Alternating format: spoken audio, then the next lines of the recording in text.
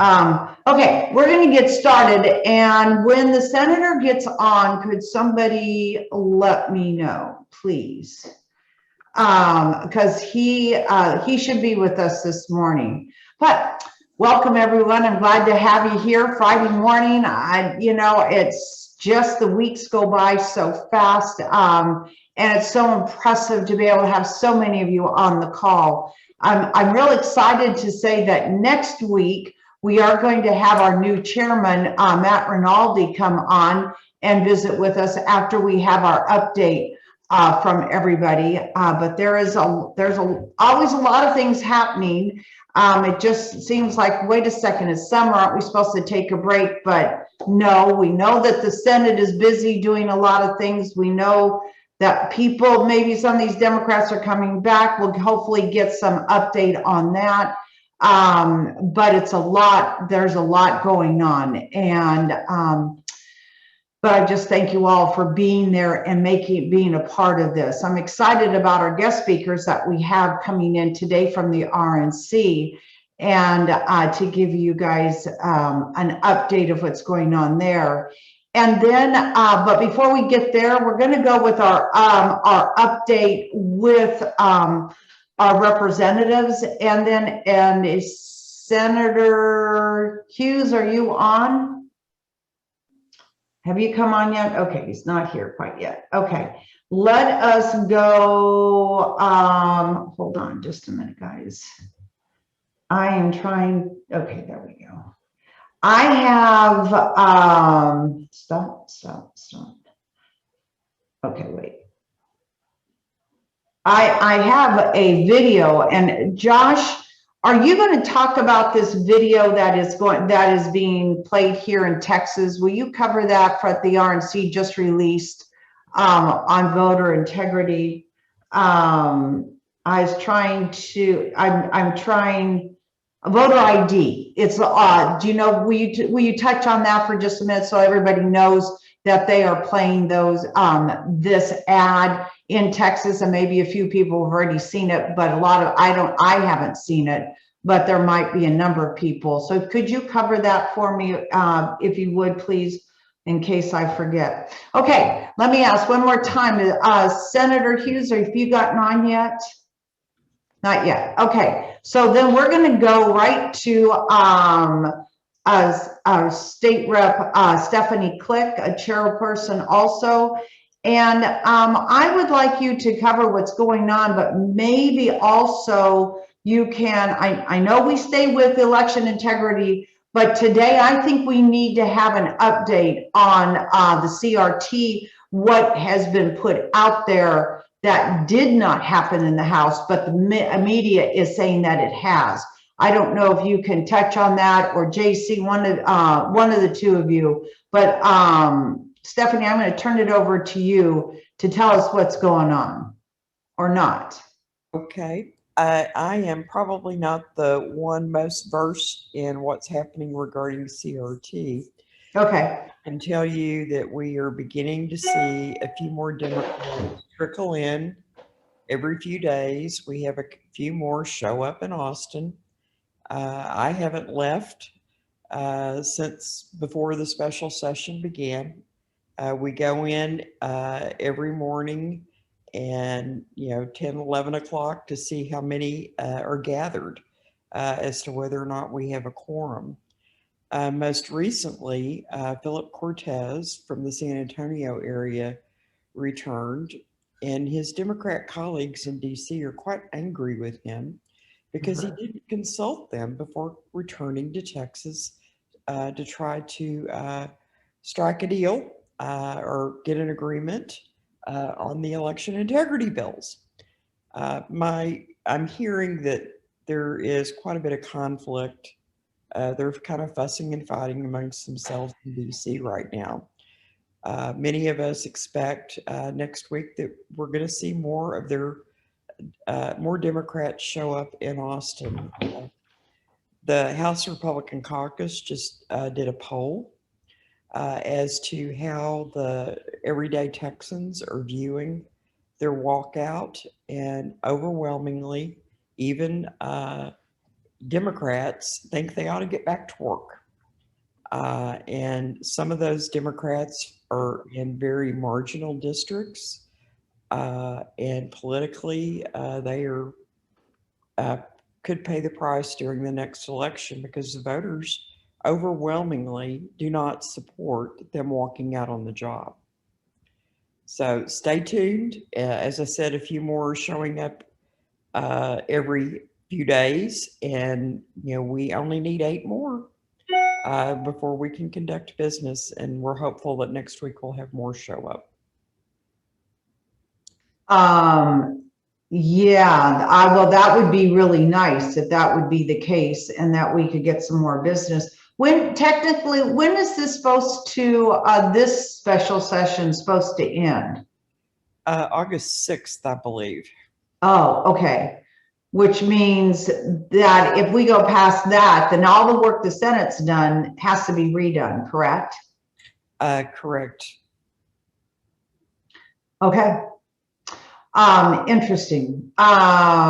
Great. Okay. Thank you, Representative Click. And so let's go on over to JC, Representative JC Jaton. And are you driving right now? I am. Can you Good morning. drive and talk? I hope so. We'll find out, I guess. I have no doubt that you can. So it's yeah, I'm on I-10 right now. I headed back to Austin. I was in the district yesterday working on different issues in the district.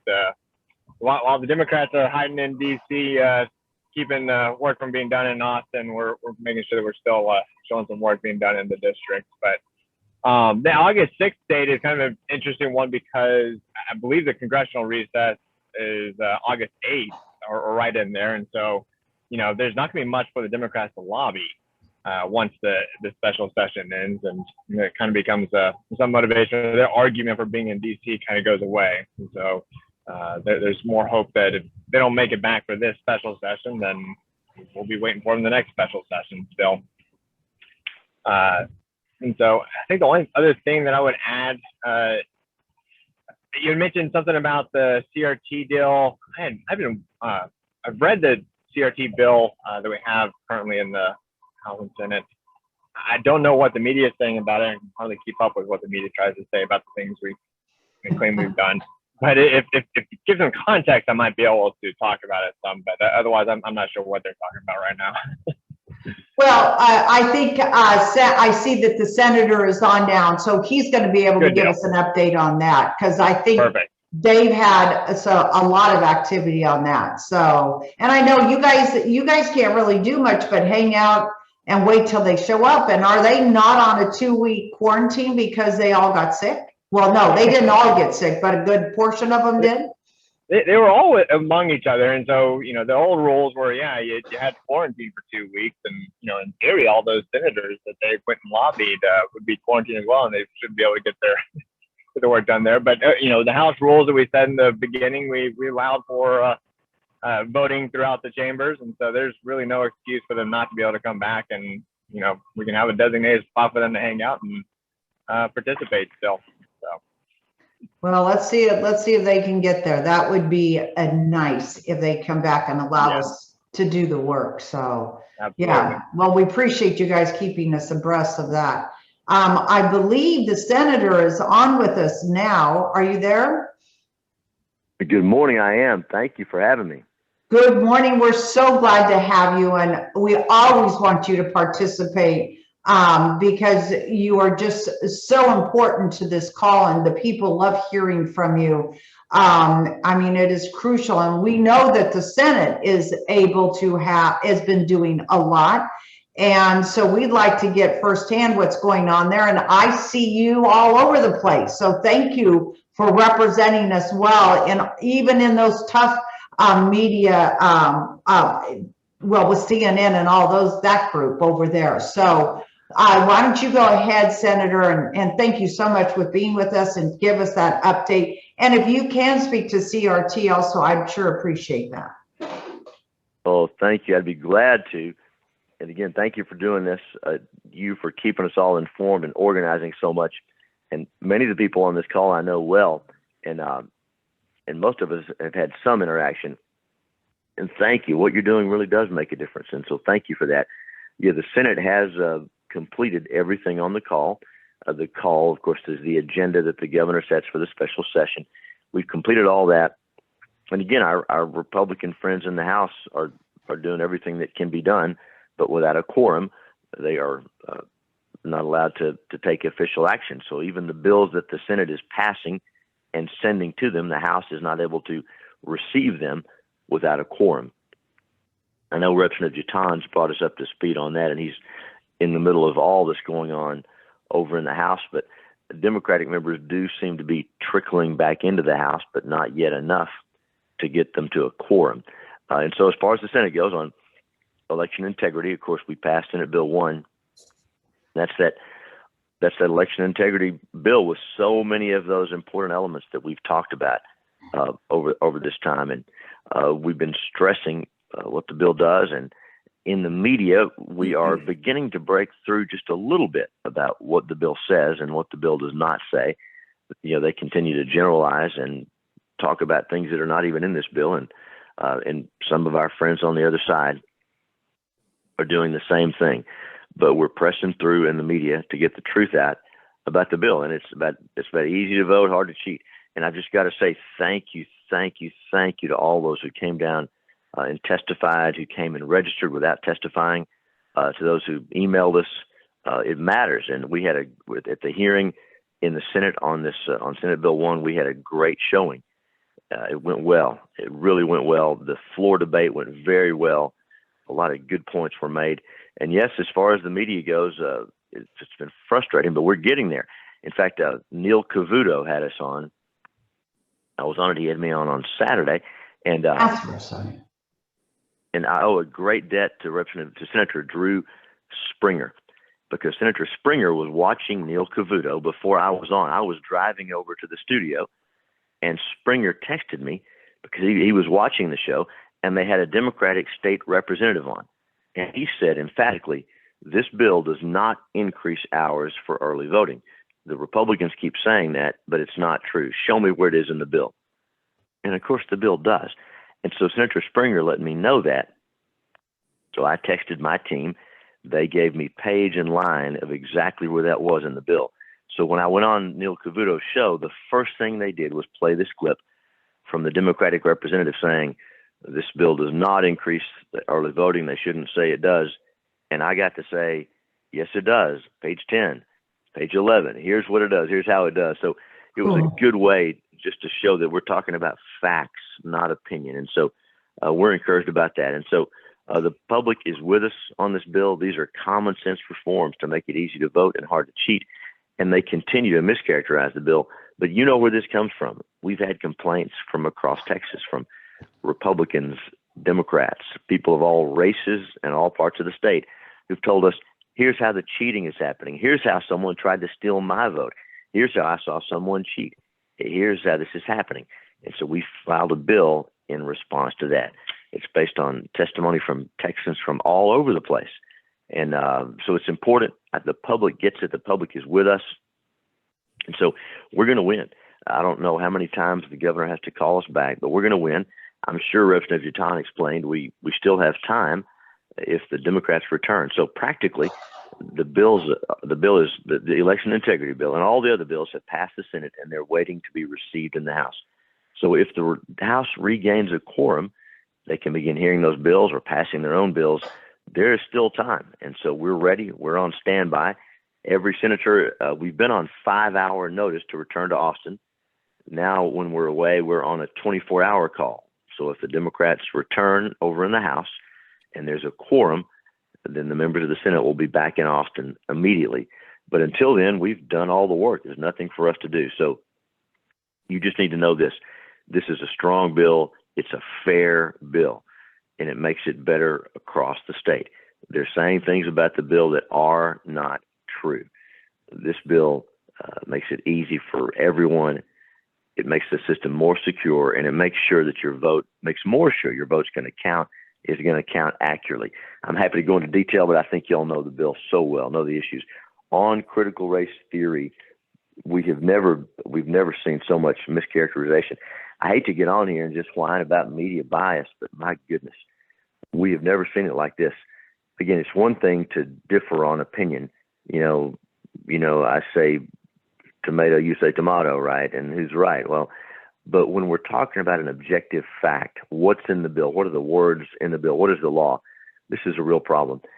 So the left is now saying that on critical race theory, we are taking out of our curriculum teachings about Dr. Martin Luther King, teachings about the Ku Klux Klan, teachings about slavery, about Susan B. Anthony, and Tony, is that what you're talking about? What Yes. they're saying in the media? That's- Yeah, yes, ma'am. So I'm so glad to address that. So I don't know if you guys are. I don't want to give you homework, but do me a favor if you don't mind. When someone brings this up to you, take a look at Chapter 113 of the Texas Administrative Code. It's abbreviated TAC. It's the Texas Administrative Code, Chapter 113. Now, I'll give that to you again in a minute if you don't mind. But Please. in Chapter 113, go ahead. No, I just say, Yeah, please remind us again. Go ahead. I will. I will. Thank you. So it's Chapter 113 of the Texas Administrative Code. And there you'll find the elements of our curriculum. And they're wonderful. You'll see things like American exceptionalism and free markets and our founders. You'll see basic principles our students need to learn. And you'll also see difficult things from our past, like slavery, segregation, Jim Crow, struggles like the civil rights movement. You'll see Dr. King there. You'll see George Washington. You will see these specific elements. They are in the curriculum. They're always going to be in the curriculum. That is not going to change. That's true today. That was true before we filed House Bill 3, Senate Bill 3. It'll be true after the bill passes. Those elements in the curriculum, and if you'll give me just a moment, for those that don't know, to tell you where these come from, we have a great system in Texas. Our state board of education, elected, of course, from across the state, they get input from parents, from teachers, from higher ed, all across the state for what elements are going to go in that curriculum. They're called TEKS, the Texas Essential Knowledge and Skills, but it's the elements that must be taught by our teachers in our public schools. And those elements are there in Chapter 113 of the Texas Administrative Code. That's where they've always been. Now that's adopted by the State Board of Education. That's in the law. It's a rule adopted by them. Now jumping back over to the statute, when the critical race theory bill was moving through the House, as you know, our Republican women have taken the lead on the critical race theory bill, and they've been negotiating with various groups. And you may have seen some of the press some of the stuff last week where the Republican women, TFRW, was accused of being for critical race theory or not a conservative organization. Of course, hogwash. Of course, none of that's true. The Republican women have taken the lead on this bill. They continue to. We're sure thankful for the TFRW. And so there was some confusion and about what was going on, but I think it's been cleared up now. But the bill that passed the regular session on critical race theory listed a number of specific items in a reading list. Now, those items are not really supposed to be in a statute. In the statute, we normally put these broad concepts, and then the State Board of Education, with input from parents and teachers, puts it in the curriculum. But in the critical race theory bill that passed in the regular session, there were a number of amendments that put specific items, like a reading list. That's part of the reason the governor added this to the call, so we could go back and clean that up. Because we heard from teachers and from members of the State Board of Education and from Republican women and others that specific reading list is not supposed to be in a statute passed by the legislature. That's over in the code adopted by the State Board of Education. And so the critical race theory bill that we passed in the Senate removes those specific reading list items. So a number of people saw that and said, oh, look, they're taking out Dr. King. They're taking out the Klan. They're whitewashing history. Again, we just encourage folks to look in Chapter 113 of the Administrative Code. Dr. King is there prominently, as he should be, teachings about horrible things like the Klan, the Ku Klux Klan, eugenics, all those things are in the TEKS. They were in there before House Bill 3979. They're still in there today. So all we did was move them to where they're addressed. And now the media is telling people that we are taking them out, that we're removing them from the curriculum. It's completely false. It is reckless and false to say that. All those important elements are still in the curriculum. But here's what that critical race theory bill does do. There are things that we do not want taught in public schools, and it specifically says this: we will not teach our children that one race is inherently superior to the other, that one sex is inherently superior to another, that members of one race are inherently racist. And perhaps the worst part, one of the elements of critical race theory, it teaches that hard work ethic, meritocracy, it teaches that those concepts are racist. I know that's hard to believe. It teaches that meritocracy, hard work ethic, it teaches that those are racist concepts. The critical race theory, I know you've read so much about it recently, you probably knew already. Critical race theory has been around in the faculty lounges of liberal colleges for a long time, and that's where it belongs. It had not crept into our Texas public schools until recently, but we now have evidence all over the state where critical race theory, those teachings I mentioned, that one race is superior to another, that members of one race are inherently racist. Those ideas are showing up now in books and in lessons and in groups that are influencing Texas public schools. So the bill makes it very clear we are not going to teach that to our children. If you think about critical race theory, it specifically teaches little white children that they should feel guilty because of acts done by white people generations ago. You should feel guilty if you're white because white people in the past did bad things to people of color. Critical race theory also, and this is important, it tells those little children, the little black children, the Hispanic children, the children of color, it tells them you're a victim. America is racist. You're always going to be a victim. You're never going to make it. You can never succeed. You cannot overcome this racism. You can never fully become part of America. It's horrible. Why would they want to curse those little children, teach them to be racist, and tell the minority children that there's no hope for them? They can never overcome this inherent racism in America.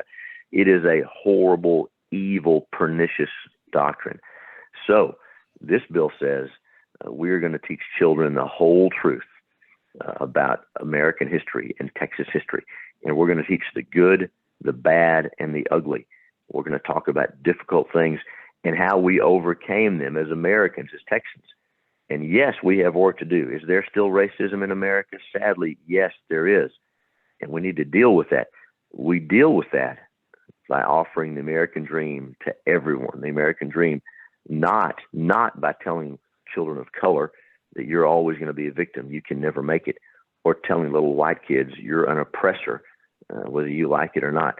So you guys get it. That's what the bill is about.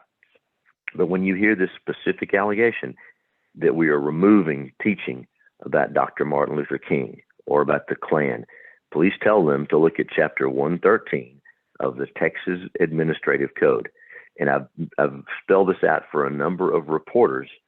And we had a television reporter just did a story just last night and talked about this. But they're just doing their job, putting out the truth.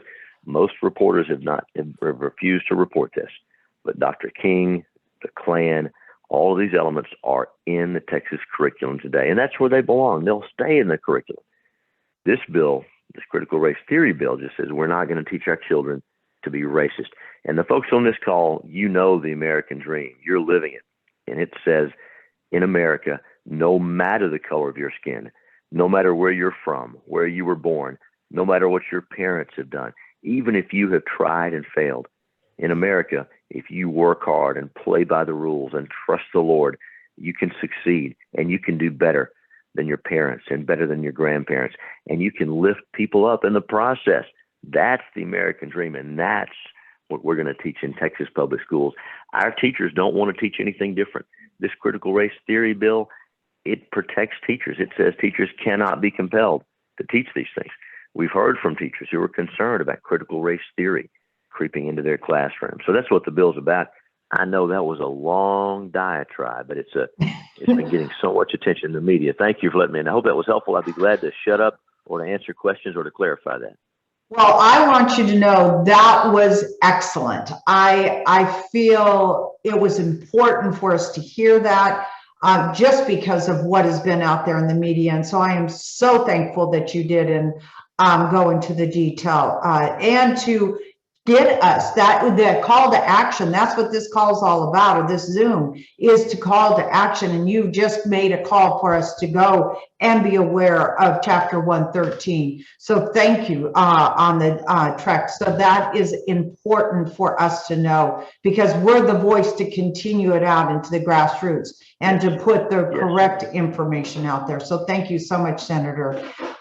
Before we get to our guest speakers, I want to have the Karen take about maybe 10 minutes worth of questions, if not or less, and then we can give the remaining time to our speaker, the RNC, which are some of our staff there who are just incredible. So Karen, I see that you're on there somewhere. Yes, okay, I see you there. Thank you. Why don't you ask a few questions? So we've got the Senator, Representative Click, and Representative Jatan. But Jatan, hey, JC, stay focused in driving. I don't want you to get distracted.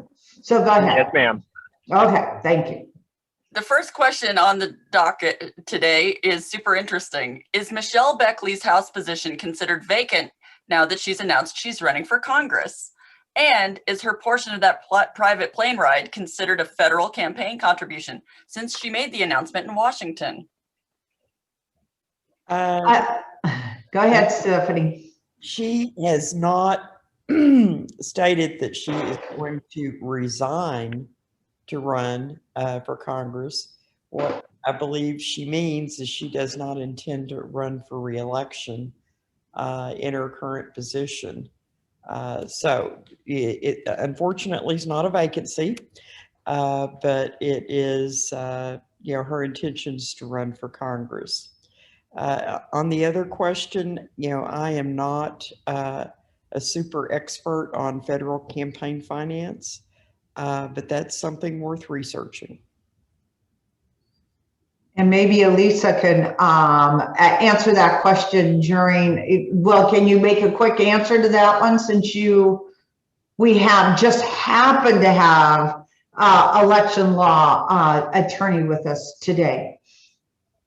Hi, all. I think that's definitely a question that we should be looking into, depending on when she filed and if she filed. There's definitely an argument. So it will be whether she has filed or not. That will hinge on whether that was it was an announcement and that was like a federal announcement. So I definitely think it's a ripe issue that we could look into. Good. Thank you. All right, and this is from a previous meeting, a question we didn't reach. Charles Simmons asks, are any of the Texas legislators or anyone from the Secretary of State's office attending Mike Lindell's voter fraud conference happening in August? I don't have any information on it. Maybe they can put that in the chat. If some of the people have signed up, they can put that in the chat to answer that question. All right. The next question is from Carolyn Besselman. Can you provide an update as to whether the governor will follow through with having them locked in to get business done? Sure, I'm happy to talk about that. The provision for that is in the House rules and in the Senate rules, and so it's very clear. If a quorum is not present, the Speaker or the Governor, the Speaker in the House or the Lieutenant Governor in the Senate can deal with this. And if the members vote to put a call on the House, and by the House that means either the House of Representatives or the Senate, which is the other House, if the members vote to put a call on the House, then the sergeant at arms locks the door, and those members who are present have to stay present.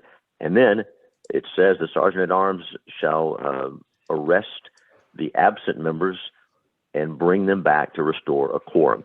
The sergeant at arms normally has deputized as the DPS, the Texas Department of Public Safety, to do that. That's in the law. That's very clear. But I want to be clear. When it says arrest, it's not talking about mugshots and fingerprints and taking to jail. It's not that kind of arrest. It just means that the DPS will go to the absent state representative's home, their office, look for them, and if you find them, you say, Representative, come with me. We're going back to the Capitol. Senator, come with me. I'm taking you back to the Capitol. So that's been the law for a long time. It's happened historically. This is not new. And in years past, when we don't have a quorum and there's a call on the House or the Senate, DPS goes out looking for the absent members and they bring them back. So it's been in the law for a long time. But in fairness, when we say arrest, we're not talking about mugshots and fingerprints. You could say you're taking them, the DPS would take the representatives into custody and bring them back to the floor to restore a quorum. That's my understanding of the House and Senate rules, but I'll, of course, defer to my more expert colleagues in the House. But that's the law as I read it, and that's what's been done in the past. I think it's also important for folks to know and understand that outside the boundaries or the border of the state of Texas, they can't arrest them and go after them to bring them back. That's exactly right. And if you want some random Texas history on this, of course, there was 2003 when they went to Oklahoma and New Mexico. But if you do an internet search for the killer bees, B as in boy, not D as in Delta, but killer bees, back in the early 1970s, this happened. Back then it was conservative Democrats versus liberal Democrats, and the liberals wanted to stop the conservatives. And so in the Senate, these Democrats left and they hid in a garage apartment in Austin, believe it or not. And DPS was looking for them all over the place. They never found them until the session ended. And it turns out they were all holed up in this garage apartment. And yes, a bunch of sweaty senators in a garage apartment is not a very pleasant thought, but that's what they did because they would have been arrested had they been found. And so after that, since that time, the Democrats have gotten smart and now they leave the state so that the DPS cannot arrest them and bring them back. You know, each and every day when we go in and we, assess to see whether we have a sufficient number of members for a quorum, and we leave the chamber, we have to have a sheet of paper that tells us that we, are authorized to leave the chamber until such time the next day. And if we were to be questioned, we can show them that piece of paper that shows that we have permission to be out of the chamber. Wow, hall pass. Okay. Yes. All right. The next question is, I don't know if you want to talk strategy or if we want to reveal this, but is there a plan for the next special session? Is there a proactive plan to stop there from being a subsequent walkout in the next special session? I would just say this. Of course, there's the process we just described where you can put the call on the House. You can lock the doors, the House and Senate lock the doors to maintain a quorum. I feel like the people of Texas are taking care of this for us. If you look at public opinion, even the media, look at the comics, look at the late night comedians. If you look at this, the public is angry about this. And now, again, each House member is responsible to their own constituents, and I'm not involved in that. But what we're seeing, it may be that the Democrats from the hardcore Democratic districts, perhaps maybe they have supported their constituents in doing this.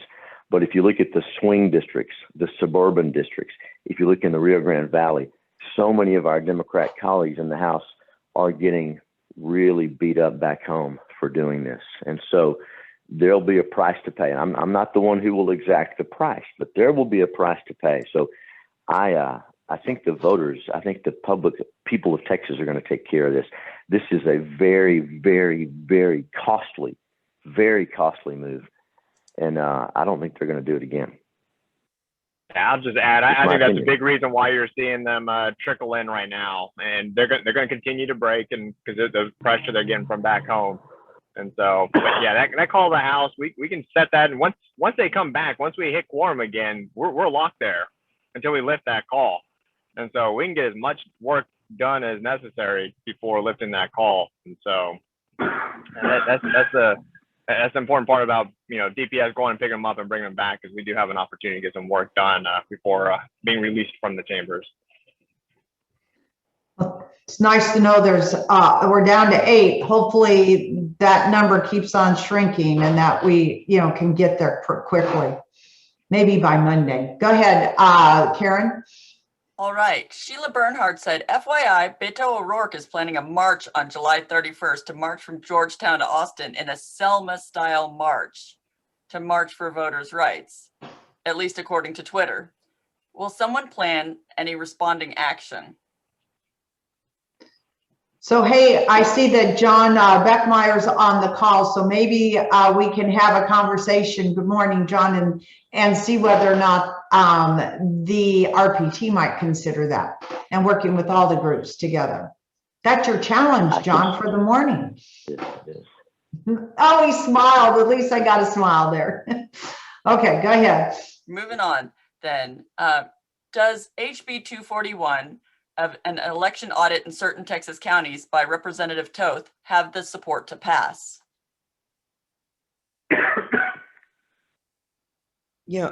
I just heard about this bill about 2 days ago and haven't had a chance to dig into it. I don't know whether there's been a companion bill filed in the Senate or not. I don't know either. Hugh, I don't want to interrupt Chairman Click. I don't know either. I haven't seen Representative Toth's bill. Of course, it makes sense. We had this idea of a forensic audit makes sense, and even before Arizona's got so much attention, there were proposals to do it here. So I haven't seen that particular bill, but I'm writing it down, and so I will. It sounds to me that would probably be within the governor's call for this special session. And so it makes perfect sense to me. I don't know I don't know what the answer is, but I'm pretty sure it would do well in the Senate, but I have not seen the bill. So let me take a look. And maybe we can address it next week also. Go ahead, Karen. We can do one more, Karen. All right. What action is being taken to review and identify the 675,000 votes in Texas that Seth Keshel identified as fraudulent in his 721 report? Hey, we have. Oh, go ahead. I'll wait. Go ahead. Sorry to interrupt, Tony. On this Steve Ministeri, I had a long talk with Seth, and I don't mean to unnecessarily burst everybody's bubble, but his numbers don't support his conclusion, and he agreed with that after I went over and explained to him alternative reasons for his conclusions. Because all he was doing was showing increases of voter turnouts. It was not any evidence of fraud. And he has a faulty assumption, and the faulty assumption is that if you have a greater increase in Democratic vote in Republican areas, that has to be fraud. It doesn't. Let's take Tom Green County was one of his counties, for example. You had a higher increase of Democratic vote there, but that's because the Republican Party Victory Program, which I was involved with, along with the Volunteer Engagement Project, which I oversaw, we didn't focus on those areas. We didn't focus our extra efforts in areas that were solidly Republican. We focused our efforts on swing districts, whereas the Democrats had a more diffused effort. And when you look at the overall votes in the state, the Democrats slightly beat us on increase, but not that much. They had a 1.3 million increase. We had 1.1 million increase. And when I talked to Seth, he just was unaware of the past history of that. So I don't know what Seth's qualifications were. He sounded very, very young on the phone, but all he did is make basically a chart of increased turnout. It really didn't have anything to do with voter fraud. Great, Steve, thank you. And you're always welcome to insert those opinions. So we welcome always you to join us and appreciate you taking the time to talk with him and to hear how he came up with that. So that should have answered that question. Thank you, Steve. Okay, we're going to now move on. And thank you, Karen, for putting our people on the hot seat. And you guys, thank you for answering those questions. Melissa, I see that you're down there. Hi, Melissa. We talked yesterday. It's good to have you on the call today. I am now going to roll over to our guest speakers, and which are RNC members. I saw Drew. We don't have you as a guest speaker, but I want to highlight you. Drew Saxton, who's on the call, is our RPD here, represents Texas, and he lives in Phoenix, as I said earlier, and he represents Kansas, Texas, Oklahoma. He is the best RPD that we've ever had. So we're not going to let him go, Josh or Alyssa.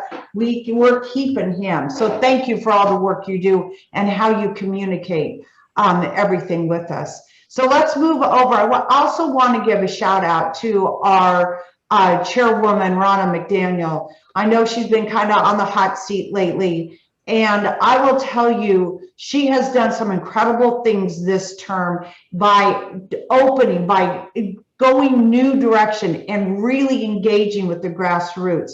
And also having election integrity, as we're going to hear from Josh Findlay, as he is the national director, as we also have now the election integrity, as we have a legal department, which is where we're going to hear from Alicia here in a second. You know, she really has gone beyond and has done extra, has expanded our GROW program and engaging the states. So I just want you to know, I'm giving her a shout out. I am actually very proud to be working with her and be on the team to be able to get to the grassroots. And she has established the Grassroots Advisory Committee and been blessed to be that chair of that committee. And we're working hard and figuring out how to get the message to all of you. So that's my little shout out for her also. And now I want to turn it over, because of all of you making the request last week and asking questions about what is the RNC doing. I want you to hear firsthand what we're doing and hear from Josh. You did hear from him, I don't know, was that a month ago or so, Josh, if I'm not mistaken? He was on, but election integrity obviously is a hot topic. Then we also, Alicia Specht, hopefully I said that right. And I'm really bad with names, so please excuse me if I mess it up and you can correct me in a second. But let me tell you what she does. Every week she sends out, I mean, I know she does a lot, but one thing I do know is every week I see an email from her summarizing everything that she has gathered from across the nation, and being that RNC Election Integrity Council. As I said, the chairwoman has added this to the responsibilities and the job duties that we have there at headquarters. But she puts out an incredible email, and I do share it. So if people do want this, it's tracking all the different states, and maybe you speak to that just a little bit, but I will forward it. I send it off to a couple people that have requested. I try to remember, sometimes I might forget, but it is impressive information, and she summarized it so well. And Josh, I worked with last session, our last election, and incredible man that really cares about the election integrity. So let me turn it over to our two guest speaker, Josh, the National Director for Election Integrity, and Alicia, who is our RNC Election Integrity Council. So please join us, unmute yourself, and give us an update of what RNC is doing. Thanks, Tony, and it's great to be with you again. And thanks, it's great to be with everybody. So I wanted to touch on that commercial that you talked about earlier, because that really is pretty exciting. For those of you that haven't seen it, the RNC is running an ad in Texas with a gentleman named Melvin Everson. And I have an interesting tie to Melvin Everson. I'm from a little town called Snellville, Georgia. It's where I was born and raised. And Melvin is a former state representative from Georgia who represents that area and got his start there. But this is an ad that we're running all over, especially in Texas, to try to give cover to the legislature and the governor for what they're doing on election integrity. The ad touches on voter ID specifically. And, you know, Melvin starts out by getting on there and talking about some of the common sense things that you need a voter ID, that you need an ID for, right? You need one to get on an airplane. You need one to pick up tickets from will call at a baseball game. You know, all of these basic things that we know we need an ID for. Talks about how he needs that and how the Democrats are really using their talking points on voter ID as an excuse for why they will start losing elections if we implement strict election integrity standards. Has nothing to do with access to vote. We all know Republicans want to make the elections easy to vote, hard to cheat, right? So that's the kind of the goal there. And we really want to commend your governor and your legislature for what you're doing in the area of election integrity. You know, believe it or not all states are putting this fight towards such an important issue. You know, there's some states that have Republican governors and Republican legislatures that are saying, oh, our elections are fine, we don't need to worry about it, but they can always be improved. That's one thing that we've seen just across the country. So I want to congratulate you for what you're doing there. And then provide a little bit of an update. I'm going to start and I will provide a little bit of a field update here, and then we'll give it to Alyssa to provide a legal update on a couple of things, because the RNC really is taking a lot of action right now.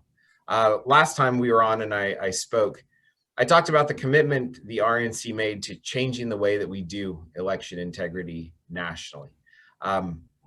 We kind of talked a little bit before about how, you know, as Republicans, we didn't have a lot of history of this. There was a consent order in place, that a legal order that said that the Republican National Committee could not participate in election integrity issues, from something that happened way back in 1981, you know, almost 40 years ago. That legal order was recently lifted. And so now we are able to participate fully in election integrity activities, and we plan on doing that 100%. As part of that, we are going to train and build the largest, most well-prepared election integrity organization in the history of the Republican Party.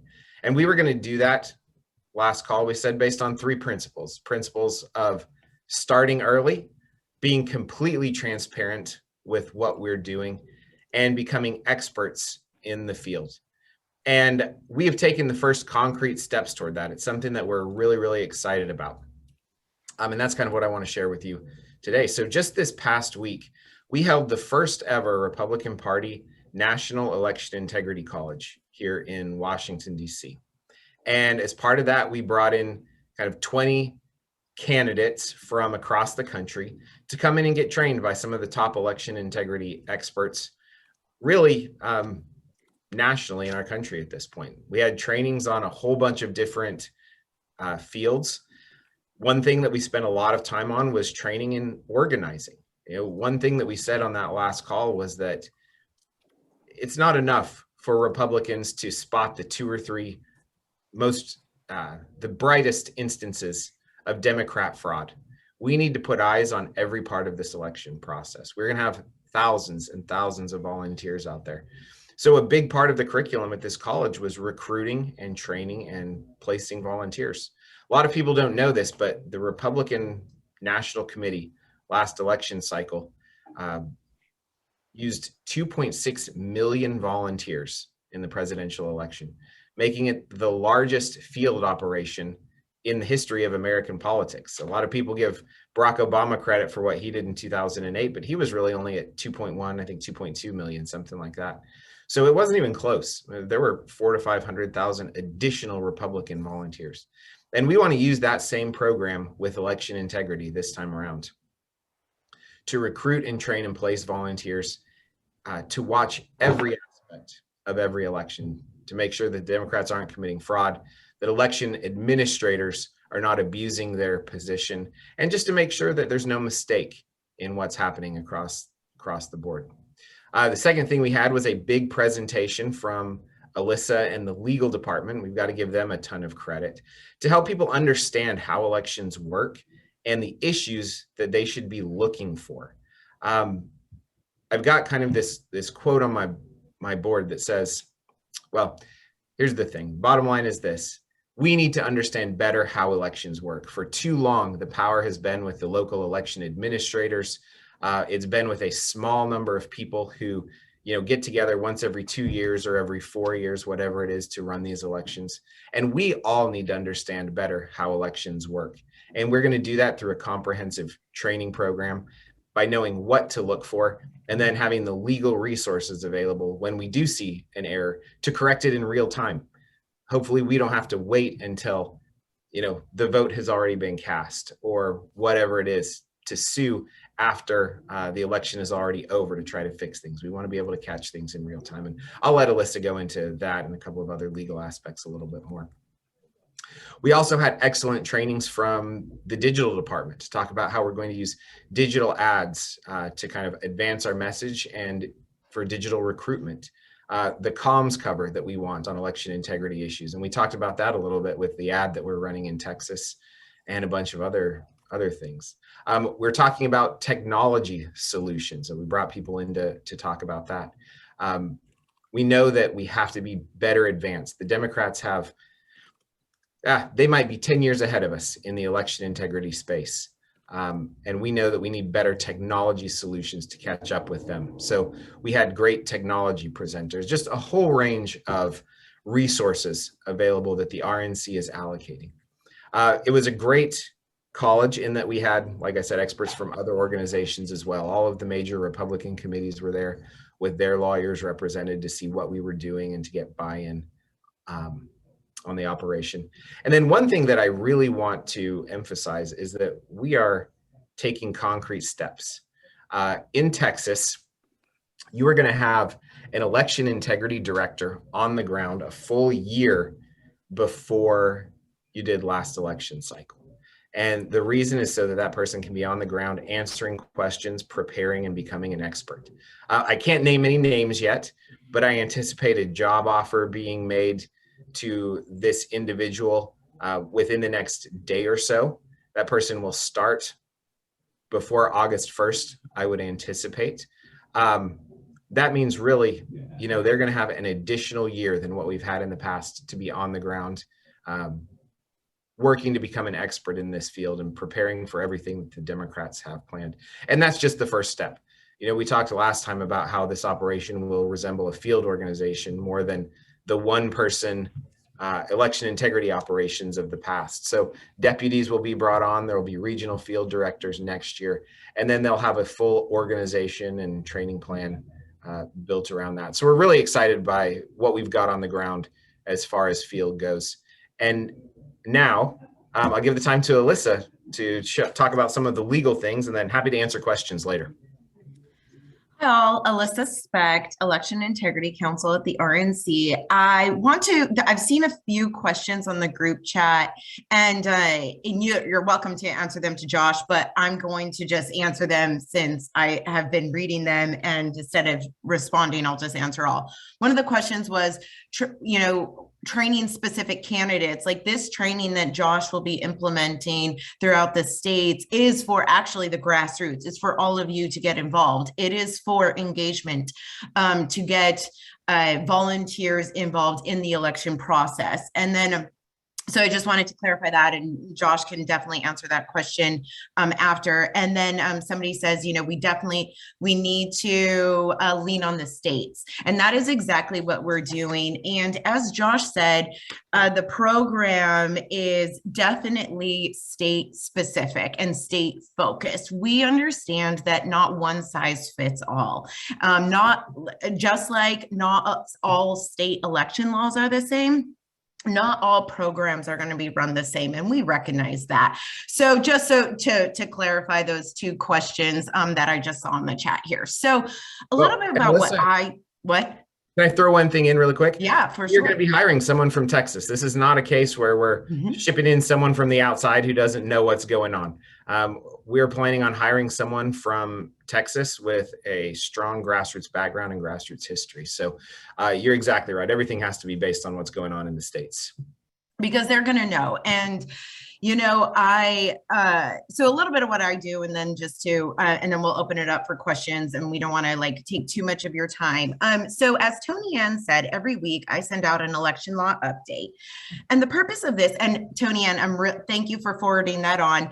Today, I'll be sending out another one. I'm actually preparing that right now. And please feel free to send that out to this group as well. I'm going to be including a 4-page document on the ongoing election integrity efforts that we put together last week and this week to really show what the RNC has been doing last cycle, what we started doing last cycle, and what we're doing this cycle, and the huge investment that the chair has made and the commitment she has made to election integrity. So please forward that on. Really excited about our accomplishments, and we really want to highlight that because, as we have said, and Tony Ann, you said, you know, just the fact that Josh and I are hired is a huge, huge step forward, because as Josh said, the RNC was not able to engage in these kind of activities for 30 plus years. So now that we have the opportunity, we want to make sure that we do it as we are able to, and then legally able to do it. And then we have the best program also, because the RNC, one thing the RNC is so good at is the field program. We have the best field program of any group, hands down, R or D. And that is why election integrity, there's no other place for election integrity to be housed but in this operation. So we're really excited about that. So as Tony Ann said, I track legislation across the states. I've tracked over 200 pieces of legislation this year. So that is a part of my job, and, you know, provide information to the team like the Texas voter ID information. So we are looking for opportunities to place more ads and fight in support for these voter ID laws or any other laws across the country that are in the legislative process. Additionally, what we are doing is, because all elections are local, we are watching the Secretary of State's and the State Board of Elections very closely.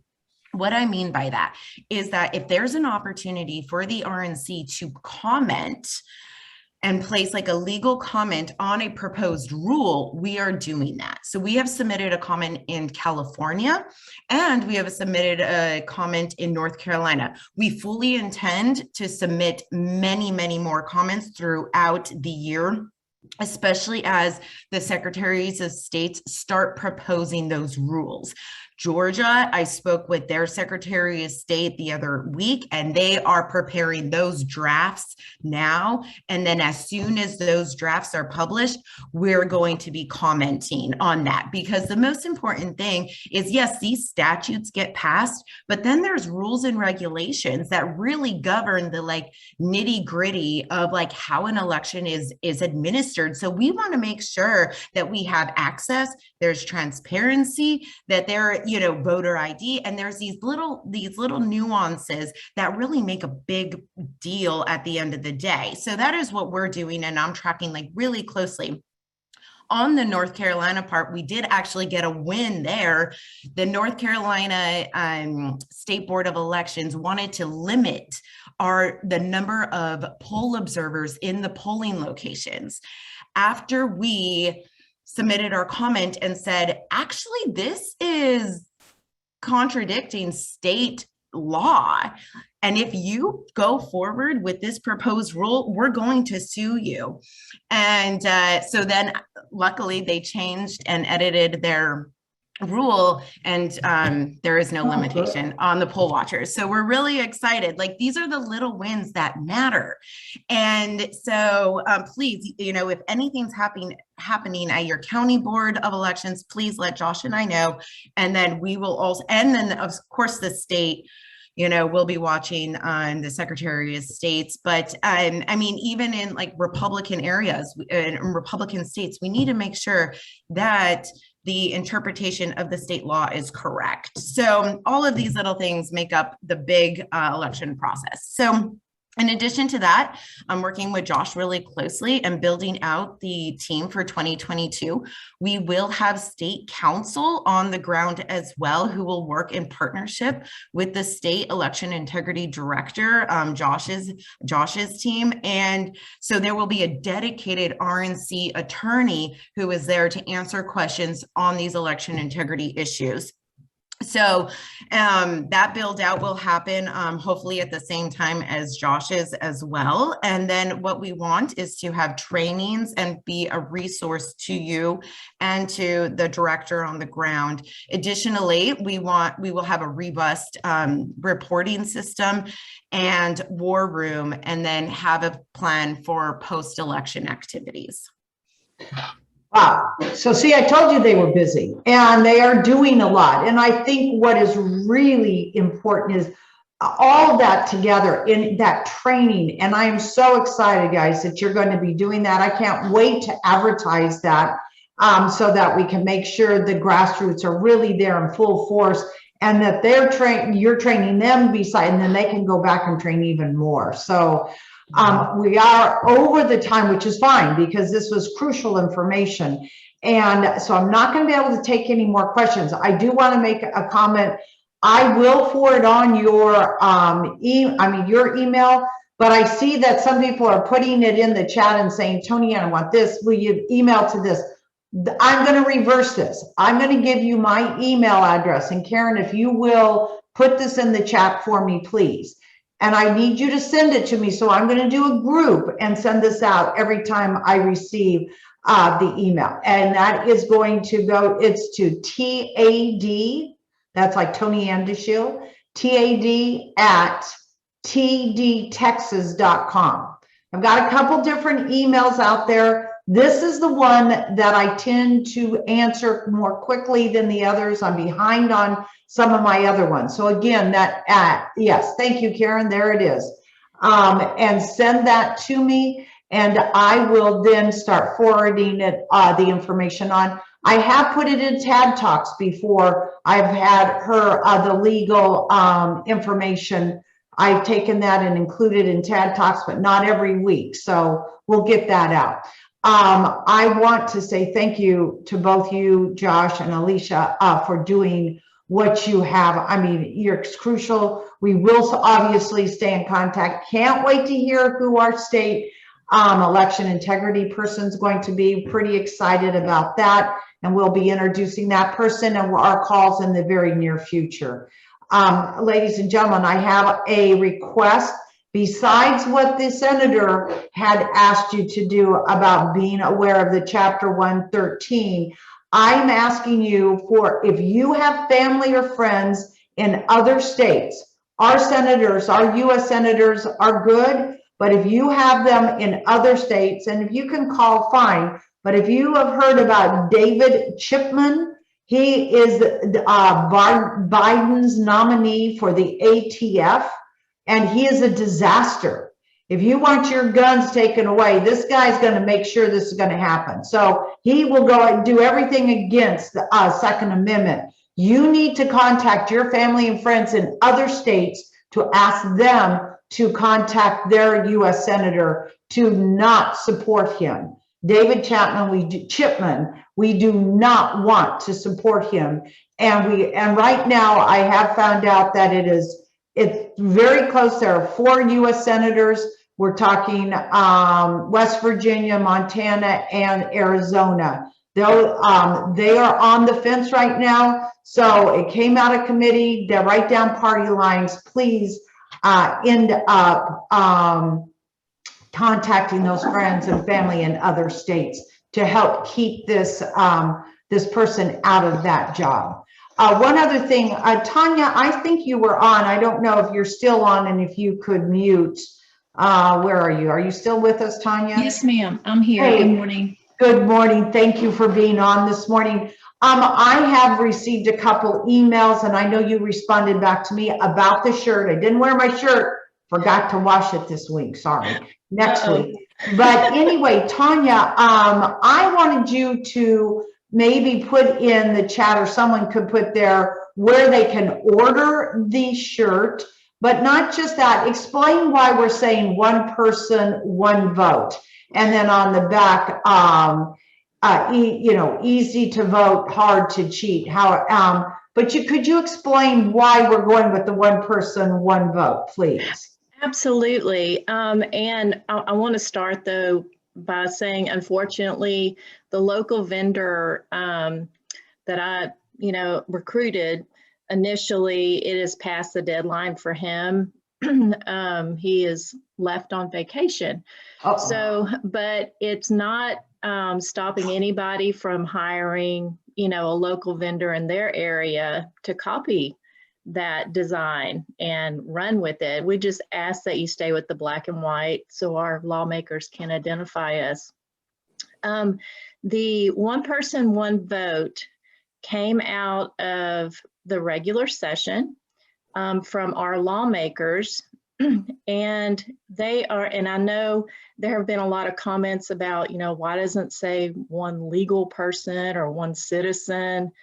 Number one, messaging has to be short and sweet. And everybody understands one person, one vote. And I know our lawmakers were specifically focused on mail-in ballots. And we've heard, especially here in Harris County, the fraud cases where one person sends in, I don't know, hundreds of fraudulent mail-in ballots.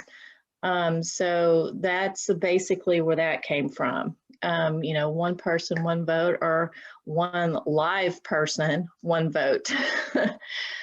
And you heard earlier on your call from Senator Hughes and Representative Jeton and Chairman Click, the talking points on the back. Easy to vote, hard to cheat. And we just wanted to replicate their messaging from the regular session.